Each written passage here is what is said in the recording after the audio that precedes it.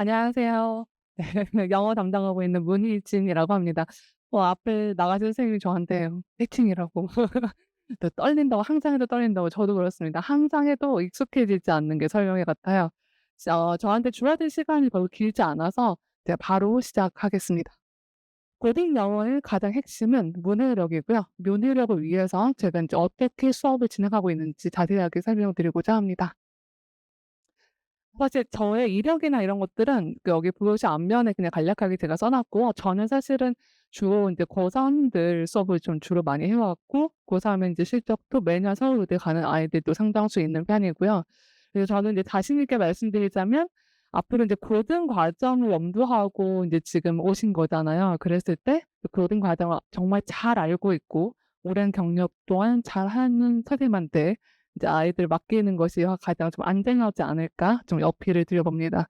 그러니까 중등 영어와 고등 영어의 차이로 보시면 간략하게 고등 내신은 교과서 두 교재 이렇게 좀 교재가 되게 많죠. 보통 중등에서는 교과서 한 권 정도 들어가지만 고등에서는 최소 3 가지, 최대 4 가지, 5 가지까지 들어가죠.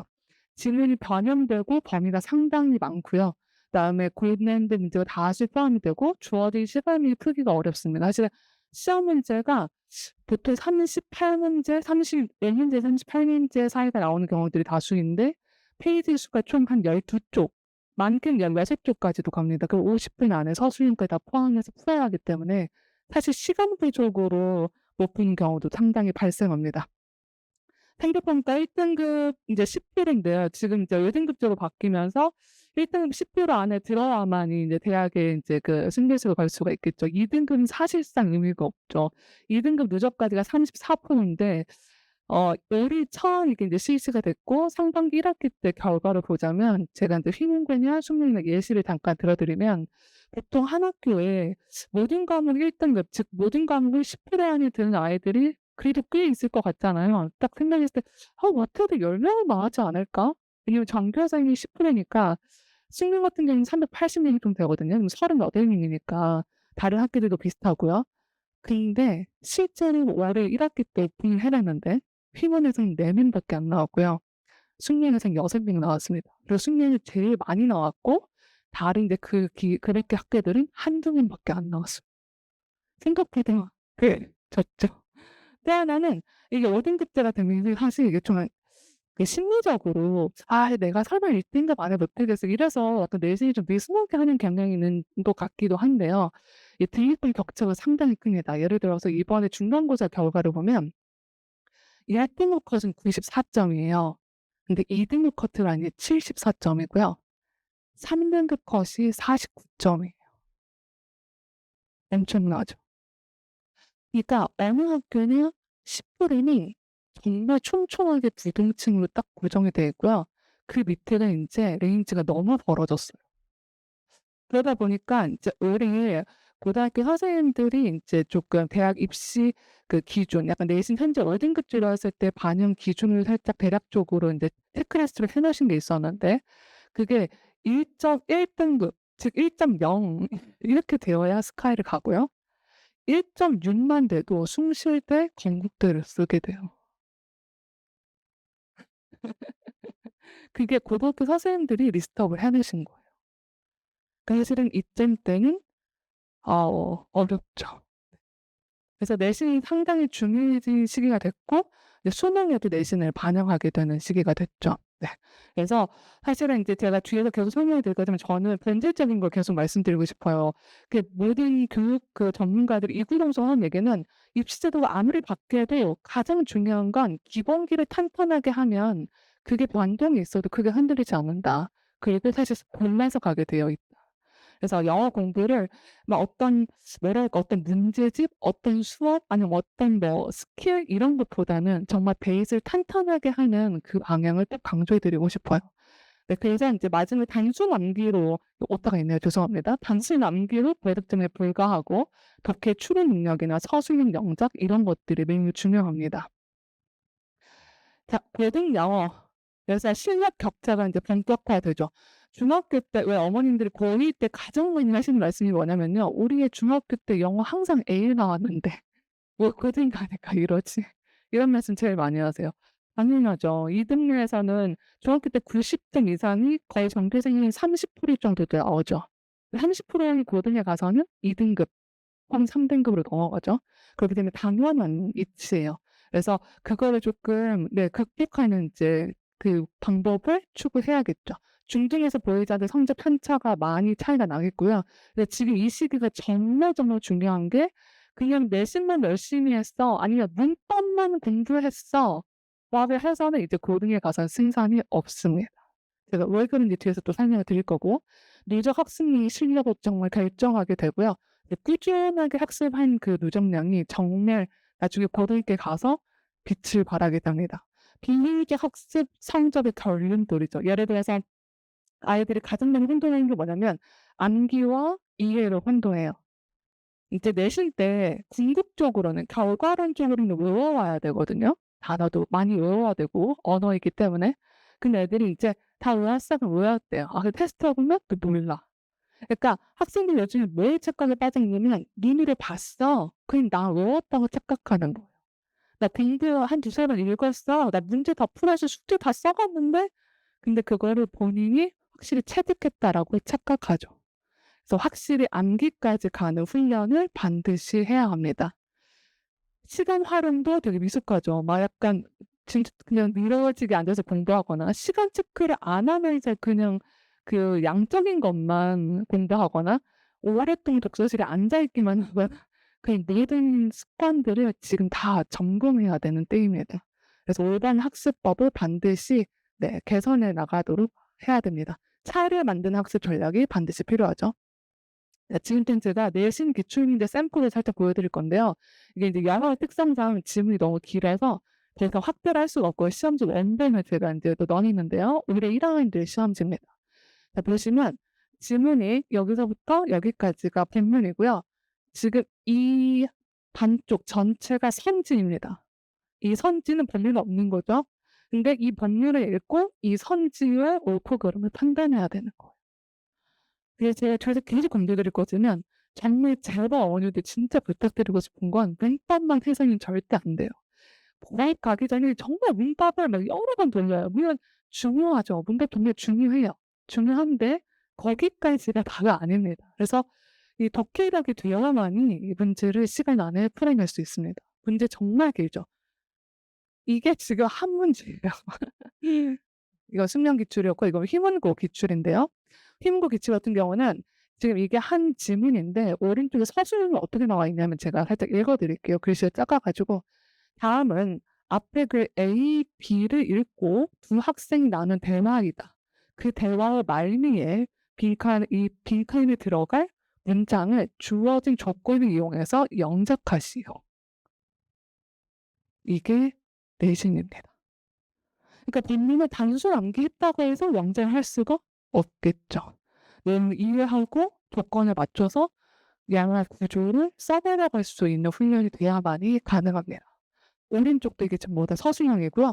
이게 다 단위 조건을 가지고 변형해서 영작하는 겁니다. 이렇기 때문에 내년밖에 안 나오는 것 같아요. 그다음에 이거는 이제 중등고 내신 기출문제인데요. 중등고는 유명해요, 어렵기로. 이게 지문이 이제 하나인데요. 여기에 대해서 역시 이것도 길게 읽고 선지를 인제 다 영어로. 질문도 영어고 선지도 전부 다 영어인데요. 이 선지의 단어가 좀 어려운 단어가 많이 섞여 있어요. 그래서 선지의 단어 뜻을 모르면 이걸 판단할 수가 없어요. 내신 때 내용을 열심히 공부했다 하더라도요. 그래서 어휘가 또 엄청 관건이고요.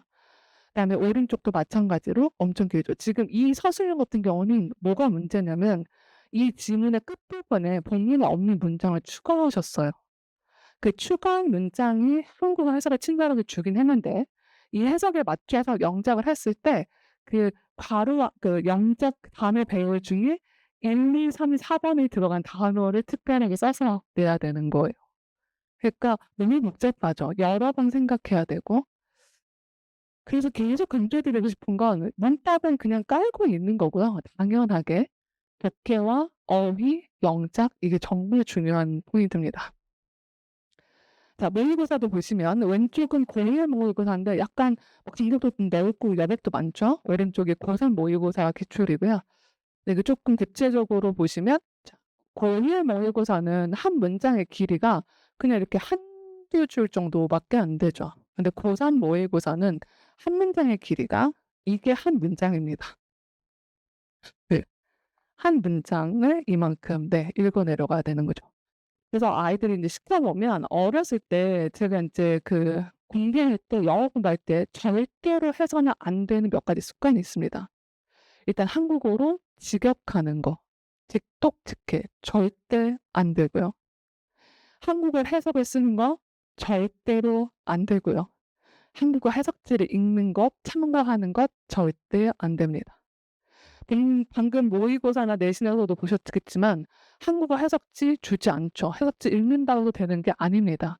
그리고 그걸 하나하나 단위를 다 직독으로 직역하고 읽는다고 해서 내용을 확실히 이해하느냐? 그렇지는 않아요. 그 아이들 한국어 해석으로 써라는 숙제가 간혹 있더라고요. 그걸 보면 이제 아이한테 물어보죠. "너 이거 지금 한국어 해석 쓰라는 숙제를 열심히 했는데 그럼 이 지문이 무슨 내용인지 설명할 수 있어?" 몰라요. 그냥 단어 1대 매칭으로 배열한 것뿐이에요. 글이 읽을 때도 그렇게 하죠. 저희도 사실 예전에 영어 공부할 때 그런 기억들이 있을 것 같아요. 머릿속으로 한국어를 한번 이렇게 쭉 해석하고 다시 또 이렇게 돌아가 그렇게 하기는 시간이 없어요. 그리고 그거는 영어 읽기가 아닙니다.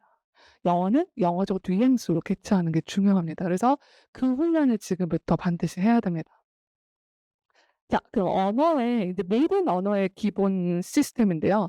언어의 기본 구조는 어휘와 문법을 기본 소스를 바탕으로 해서 이 4가지 영역을 발달시키는 겁니다. 그런데 우리가 이 중에서 보통 문해력이라고 하는 건 독해에 해당되고 조금 더 폭넓게 보자면 쓰기 영역까지가 문해력에 들어가죠. 그래서 고등 과정에서는 독해와 쓰기를 집중적으로 훈련한다고 보시면 되겠습니다.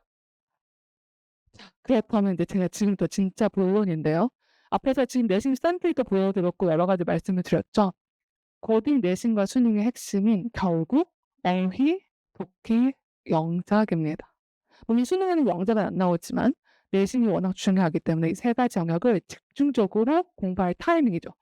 지금 이제 한 여름방학이나 지금까지 문법을 한 바퀴 다 반드시 돌렸어야 하고 이제 대입까지 최대를 잡아야 한 3개월이죠. 이 시간 동안 정말 집중적으로 이 3가지 영역을 열심히 학습하는 게 중요합니다. 자, 다시 한번 강조드리면 단순 문법을 넘어서라. 그래서 고등 영어의 핵심, 독해와 영작의 본질을 꿰뚫는 실전 훈련을 하는 수업이고요. 네, 독해, 영작, 어휘 순서대로 설명을 드리겠습니다. 자, 독해라는 것은 이게 교육학 용어 사전에 나와 있는 정의인데요. 글을 읽어서 뜻을 이해하는 것. 독해는 연계된 생각 속에 숨겨져 있는 구성적 활동이다. 행간의 의미를 이해한다는 거죠. 그래서 구성적 활동이라는 건 단순한 정보 나열이 아니라 즉 단순 직독 직해가 아니라 그 정보를 토대로 깊이 있는 이해를 하는 것이다. 그래서 계속 강조드리고 싶은 건 단순히 그냥 구조만 많이 끊어읽기를 한다고 해서 뭔가 밑줄을 많이 친다고 해서 독해를 잘하느냐 절대로 아닙니다. 그래서 그런 습관들 다 지향하면서 진짜 독해를 해나가야죠. 자, 제가 샘플을 하나 넣었는데요. 이 지문이 이제 9월 평가원 고3 모의고사에 나왔던 지문이고요. 참고로 고1 내신의 보통 난이도는 고2 모의고사 수준 정도로 나옵니다. 시험 범위는 고1 모의고사가 들어갔지만 아까 제가 기출 보여드렸듯이 지문이 길고 단어가 정말 장난이 아니에요. 그 단위가 정말 어렵게 나오거든요. 고1 내신에서도. 그래서 고2 모의고사 이상 수준으로 공부를 반드시 해야 되고요. 이 모의고사 지문이 비가 문제 유형이었는데 이게 상당히 상위권에도 많이 틀렸던 유형이에요. 보시면 제가 이제 독해를 할 때 아이들한테 항상 훈련시키는 게 이 오른쪽에 있는 건데요. 보통 모의고사나 독해 지문을 공부할 때 아이들이 그냥 문제 풀어 그럼 율땡 다다다다 다다다다 유떡도로 여러 번 읽죠. 근데 두세 번 읽었는데도 답이 뭐지? 확신이 없어요. 왜 그러냐면 소재를 잡고 읽질 않아서 그래요.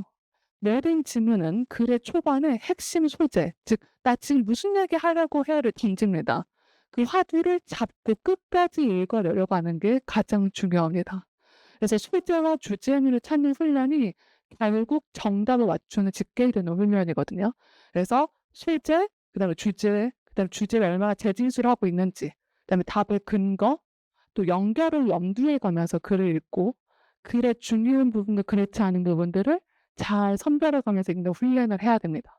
그래서 결국에 직역이 아니라 의미를 이해하는 훈련이죠. 예를 들어서 이 질문 같은 경우 첫 번째 문장을 보면 동물들이 manipulate the perception, 인지를 조종하는 능력을 가지고 있다라고 언급을 해요. 이게 이제 서두의 일반적인 진술을 딱 던지죠. 아, 동물은 인지를 약간 조종해, 자기네 유리한 대로 던져주고 중간에 어떤 내용이 나오냐면, 아, 수컷이 암컷을 유혹하려고 엄청 멋진 구조물을 만드는 과정이 나옵니다. 그래서 아이들이 이 구조물을 만든다만 생각하고 답을 뭐를 썼냐면, 여기서 the creating skill 를 답으로 진짜 많이 썼어요. 제일 많이 나온 오답이 이겁니다. The creating skill은 이제 꾸미는 그런 능력을 보여준다. 이런 뭐야, 그 동물의 여기서는 뭐 그걸 만드는 데 있어서 뭔가 잘 꾸미고 장식을 하는 기술을 보여주는 거다. 이런 엉뚱한 답을 골라냈죠. 근데 사실 이 질문은 처음에 아까 말씀드렸듯이 인지를 조작하는 거고, 그다음에 예시에서 쭉 가다가 벗이 등장하죠. 그럼 벗 뒷부분이 완전 중요한 내용이겠죠. 앞에서 이렇게 만드는 과정이라는 게 단순히 아무렇게나 하는 게 아니야. 전략이 있어. 그 과정에서 뭐가 생기냐면 퍼스펙티브가 생겨요.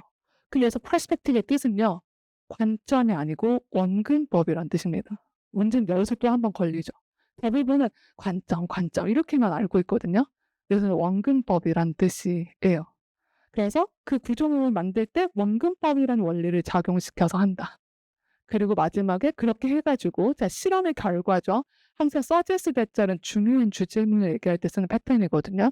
그 문장이 이제 핵심이겠죠. 그래서 수컷들이 암컷을 꼬대기라고 이 구조물을 만드는데, 그때 자기의 어떤 크기를 더 멋지고 크게 보여주려고 그 구조물을 어떤 식으로 만든다라는 내용이 중간에 쭉 나옵니다. 다시 한번 정리하자면, 인지를 조작하는 거, 그거를 어떤 식으로 원근법을 사용해서, 그럼 그 원근법이라는 게 자기의 모습을 더 크게 보이게 만드는 답은 어떻게 되냐면요, 여기서 perceptual bias가 답입니다. 정답지 해석은 지각적 편향이라고 나오죠. 근데 편향이라는 단어는 본문에 한 번도 안 나옵니다. 그렇지만 이 과정이라는 게 아까 인식을 뭐고 조작한다고 그랬죠. 조종하고. 그래서 실제 크기가 더 크게 보이거나 작게 보이게 하거나, 그 의미가 요거다라는 걸 골라내는 그 연결성을 파악해야 돼요. 그래서 다시 한번 강조드리지만 단어를 직역한다고 해서 답을 고를 수 있는 게 아니고, 단순히 내용을 해석할 수 있다고 해서 답을 고를 수 있는 게 아닙니다. 원문을 그냥 애들이 대체적으로 뭐 만드는 과정이구나 다 파악했기 때문에 가장 많이 나오는 게 데코레이팅 스킬이겠죠. 그렇지만 여기서 핵심은 그게 아니었죠. 다시 한번 강조하지만 소재와 주제를 파악해 가는 그 과정이 정말 중요하고 그 훈련을 반드시 해야 됩니다. 내신도 마찬가지로 이렇게 나오죠. 자, 두 번째, 영작인데요. 영작은 고등사 수용을 대한 필수 공인 중심 영작 훈련을 할 거고요. 제가 이제 실제로 수업 시간에 하는 그냥 패턴인데, 이제 이번 시즌 3에서는 이제 시즌 2까지는 단순히 문장만 이렇게 영작을 했다면, 시즌 3에서는 아까 내신에 나온 것처럼 지금 방금 앞에 보였던 그 지문을, 자, 윗글을 읽고 보기의 표현을 모두 사용하여, 조건에 맞게 주질문을 완성하시오. 이게 이제 내신 스타일이거든요. 그래서 개인 독해 지문을 읽고 이렇게 요약 영작하는 훈련을 할 겁니다. 그래서 저희가 수업 시간에 이걸 계속 4시간 테스트를 볼 거고요. 두 번째 타입 영작은 이제 기존에 했던 거를 조금 더 계속 이어서 발전시켜서 할 건데, 다음 주어진 문장을 조건에 맞게 완성하시오. 우리 조건을 주고 이 문장을 주어진 단어만 활용해서 영작을 하는 거죠. 딱 보시면 아시겠지만 보기는 몇 대나 주어지지 않았죠. 근데 문장은 훨씬 더 길죠. 아까 휘문구 기출이나 타워크 기출들 이렇게 참고로 이제 보여드렸지만 다 이런 식으로 시험 문제가 나옵니다. 실제로 그리고 여기 보시면 원문은 이렇게 생겼죠. 근데 이거를 이런 식으로 구조를 반영해서 영작해야 되는 게 학교 시험 스타일입니다. 영작은 정말 자신 있게 또 가르쳐 줄 수 있는 게, 보통 아이들이 영작을 할 때 어떻게 하냐면 뭐지 어떻게 하지 막 하면서 막 그냥 눈에 보이는 대로 막 단어를 막 콩글리시로 막 이렇게 나열을 하잖아요. 그러면 안 되고요. 항상 영작을 할 때는 뭘 떠올려야 되냐면 뭐가 뭘, 이걸 떠올려야 됩니다. 자, 여기 예문이 과학의 발전에 따라 어떤 주장이든 과학적이라는 이름을 붙일 수 있을 때만 이게 진짜라고 증명될 수 있다고 상정하는 경향이 나타났다. 이게 기출 문제인데요. 그래서 뭐가 뭘 했다는 거야. 아, 과학이 발전해서 과학적이라고 이름을 붙이는 것만 진짜다라고 한다. 이거를 주어 동사로 구조를 처음에 크게 맥락을 잡고 명작을 시작하는 거죠. 항상 아이들이 그냥 율동하고 막 쓰기보다는 전략적으로 뭐가 이걸 계속 맥락을 이해해야 합니다. 네. 세 번째, 어휘입니다. 자, 어휘는 아까 제가 말씀드렸듯이 어휘력 강화와 맥락에 따른 의미 확장. 아까 뒷면에 나왔듯이 퍼스펙티브가 관점 아니고 원근법이라는 뜻까지 알고 있어야 되겠고요. 플라스틱이라는 단어, 이게 단대보고 1학년 내신에 나왔던 건데요. 이게 진짜 많이 이슈가 됐던 건데, 플라스틱 하면 그냥 저 플라스틱 생각하잖아요. 플라스틱이 유연성이라는 뜻이 있거든요. 근데 그게 내신에 나와요. 시험 따면 한 번도 안 나왔는데. 그러니까 그 정도로 어휘의 폭이 넓어야 돼요. 그래서 여기 보시면 이게 다 실제로 기출됐던 샘플인데, 어카운트 하면 저희가 이제 뱅크 어카운트, 뭐 은행 계좌 이 정도만 좀 이해하거나, 조금 더 아는 애들은 뭐 설명 이 정도까지는 알고 있는데, 중요성이라는 뜻으로 이게 빈칸 답으로 냈었고요. 그다음에 affect도 영향이 아니라 감정이라는 뜻이 있고요. 그다음에 temporal resolution, 애들이 일시적 해결책 이렇게 쓰거든요. 아니고요. 시간 해상도라는 뜻입니다. 그리고 mobilize는 이동하다가 아니고요. 동원하다, 활용하다, 끌어모으다 이런 뜻입니다. 그래서 어휘를 좀 정확하고 많이 다양하게 암기하는 게 또 세 번째로 가장 중요한 맥락이죠. 자, 그래서 제가 이제 이런 것들을 바탕으로 수업 때 이제 어떻게 진행하냐면, 첫 번째 직역을 넘어 질문의 핵심과 뉘앙스 파악하는 훈련을 계속 끊임없이 하고요. 단순 문제풀이 아닌 근거를 찾아오는 과제를 냅니다. 그래서 수업 시간에 아이들한테 계속 시켜봐요. 아, 이거 소재가 뭐야? 이거 주제문이 뭐야? 답 근거가 어디 있어? 이거 왜 답이 안 돼? 이런 식으로 계속 Q&A를 하는 스타일이고요. 즉흥적 콩글리시로 막 아무렇게나 영작하는 게 아니라 정확한 표현이나 구조에 기반한 영작 훈련을 하고요. 그다음에 자유로운 Q&A, 능동적 수업 참여를 계속 유도합니다. 언어는 특히나 그냥 일방적으로 앉아서 수업을 듣고 선생님이 열심히 해석해 주는구나. 그건 아무런 의미가 없습니다. 제가 아까 독해의 정의 설명드렸죠. 본인이 이해한 것을 그게 맞는지를 계속 발화를 통해서 피드백을 받는 게 가장 중요합니다. 그래서 남이 해석해 주는 거 그냥 듣고 있거나 그냥 즉득즉해하는 걸 듣고만 있는 건 진짜 아무런 효과가 없습니다. 그래서 계속 질문을 해야 하고요. 반복 훈련이 꾸준한 연습, 영어 실력 구축을 하는 방향을 추구할 거고요. 그다음에 영작 같은 경우는 매시간 다 첨삭도 해주고 피드백도 다 제공하고 대안도 제시해 줍니다. 그래서 첨삭 제시형 개별 피드백으로 약점 보완 및 학습 누락 최소화 방향 제시까지 합니다. 마지막으로 세분화된 과제 제시로 꾸준한 학습 관리를 하고요. 과제표는 뒤에서 제가 참고로 넣어놨습니다. 수업의 진행 방향은 이제 딱 오자마자 이제 아이들이 과제한 걸 다 내요. 그러면 이제 아이들 테스트 보면 제가 과제 한 1차적으로 다 꼼꼼하게 다 점검을 하고요. 단어 시험하고 문장 핵심 의미 이해 테스트, 문장을 주고 이 문장을 직역하는 게 아니라 이 문장의 핵심 의미가 뭐야를 간단하게 설명하는 테스트를 보고요. 그다음에 영작 테스트, 그다음에 간단한 모의고사 보고요. 그다음에 테스트 봤던 거에 대한 리뷰하고, 그다음에 독해 과제 해온 것 내용 분석하고요. 그다음에 재시험 혹은 또 남아서 질문 응답하고 가는 겁니다.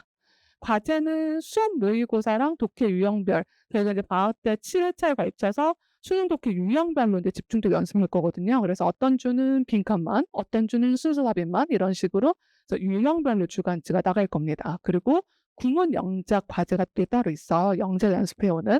그 영작 연습한 범주 내에서 제가 번영으로 영작 테스트를 보는 거거든요.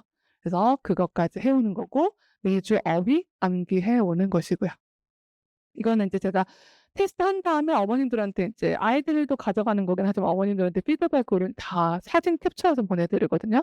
저는 이제 그 시험 통과, 불통과 이런 거를 문자로도 보내드리긴 하지만 그 단순히 글자로 보면 욕심이 안 오잖아요. 이게 어느 정도에서 통과했는지 어떤지 알 수가 없으니까 저는 아이들이 본 시험지를 그대로 다 스캔해서 보내드립니다. 그래서 왼쪽에 있는 거는 단어 시험지고 오른쪽에 있는 건 아까 문장 의미 이해하는 간단하게 의미를 설명하는 시험이고요. 여기 쪽에 화면이 작아가지고 그렇긴 한데 24번 이 문장 같은 경우는 지금 이게 하나의 문장이거든요. 근데 여기 해석이 하나도 쓰여 있지 않아요. 근데 이 친구가 표시한 건 이 문장을 의미하는 게 맞는 거거든요. 그래서 저는 다 한국어로 직역해서 해석하기보다는 이 문장에서 뭐가 핵심 어구인지, 이 뭘 강조하는 내용인지 그것만 캐치하는 훈련을 시키는 겁니다. 영작은 왼쪽처럼 아까 제가 샘플 보여드렸던 것처럼 이렇게 실제로 테스트를 보고요. 위에는 조금 흐리게 나왔는데 이게 모의고사 답안지, 실제 모의고사 답안지에 이제 마킹해서 내서 몇 시간 미리 모의고사를 보고 있고요. 그다음에 인제 이게 과제표예요. 그래서 아까 제가 세분화된 과제라고 했는데 아이들이 인제 이 부분을 또 되게 마음에 들어하죠. 보통 "숙제해라." 이렇게 던져주면 이제 막 읽고 있다가 하루에 몰아쳐서 막 해오죠. 그런데 요일별로 다 세분화시켜서 이 요일별로 해서 어떤 아이들은 자기가 이제 스스로 쪼끔 의지력이 약한 아이들은 매일매일 해서 저한테 사진 찍어서 다 보내거든요. 그럼 그거 제가 피드백도 해 주고요. 그래서 매일 나눠서 과제를 하는 방식으로 진행하고 있습니다. 자, 올해 사실은 지금 진행했던 연간 커리큘럼이 이렇게 진행이 돼요. 원래 항상 아까 제가 처음에 언어 학습 방향에서 설명드렸지만 어법을 먼저 한 다음 그다음에 영작 독해를 하고 그다음에 이제 독해에 더 집중을 두고 독해 영작 파트를 이렇게 쭉 이어지는 게 예비 고일 과정에서 가장 이상적이고 반드시 해야 되는 과정입니다. 제가 기존에 이제 시즌 1, 2 에서 이미 이제 어법과 영작 구문을 이제 1 차적으로 다 마무리를 했고요. 이제 우리가 이제 11월 밑에 쭉 달려야 되는 건 마지막 시즌 3의 이제 고난도 독해와 영작을 이제 하려고 합니다. 다시 한번 이제 제가 오늘 막 길게 설명드렸는데 핵심만 다시 한번 정말 강조해 보고 싶은 건 문해력을 위한 확실한 로드맵. 그래서 독해, 단어 직역이 아니라 의미 이해 중심 독해를 해야 된다. 아까 그 긴 질문 읽어내려가는 걸 일일이 직독직해를 하는 것이 아니고요. 의미를 확실히 파악하고 핵심이 무엇인지를 캐치해가는 그 독해 훈련을 할 거고요. 그다음에 정확한 구조와 표현 기반에서 영작 훈련을 하는 거고 마지막 어휘력. 네. 정말 많이 외워야 됩니다. 진짜 많이 외워야 돼요. 단어가 많이 단어 그 능력이 많을수록 높을수록 진짜 수월해요. 속도가 달라지고요. 훨씬 시간적으로도 세이브가 되고 더 빨리 갈 수 있습니다. 그래서 단어도 많이 강조하고 있습니다. 네. 마지막으로 인제 저희가 시즌 3는 입반 테스트가 또 있어요. 그래서 테스트를 보고 제가 인제 그 테스트 채점해 드리면서 간략하게 상담 원하시면 또 상담도 해 드리고요. 테스트를 혼자가 보면 예 보통 아이들이 어떤 식으로 했는지는 알 수 있잖아요. 네. 그래서 인제 그런 식으로 진행을 할 겁니다. 네. 참고해 주시고요. 네. 나머지 제가 뭐 부수적인 내용들은 여기에 다 적어 놓긴 했는데 제가 이걸 다 설명드리진 않았고요. 이거는 댁에 가셔서 차근 읽어 보시면 좋을 것 같습니다. 그러면 여기서 마치겠습니다. 감사합니다.